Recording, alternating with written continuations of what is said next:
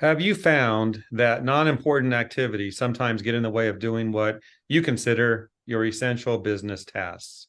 Well, that's a topic we want to develop today on our program, how to adjust our thinking and figure out a strategy to get things done that need our attention.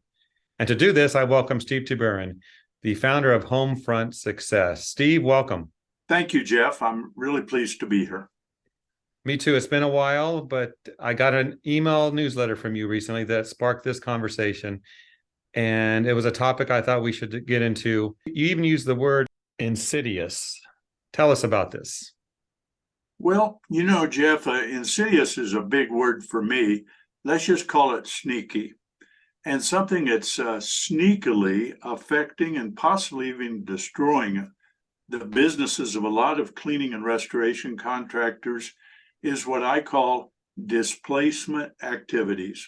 And that's basically where you are busy, but are you busy on the important stuff versus, in other words, you are displacing what you should be doing with something that you enjoy more. So in other words, you wind up doing what I call cherry picking the fun stuff, and everything else, you just kind of hope it gets taken care of, or you delegate it to an employee.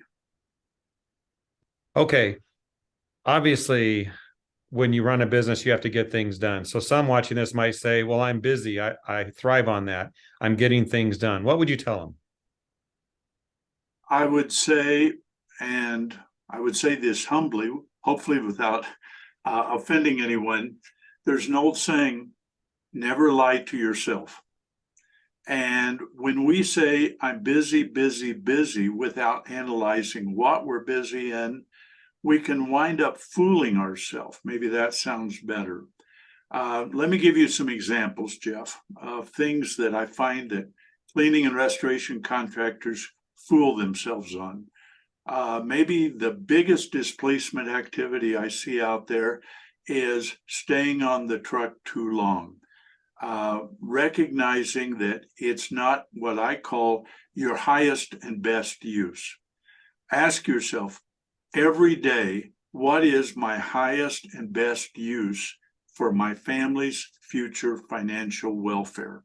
And it very likely is not pushing a wand in a greasy restaurant at 2 o'clock in the morning.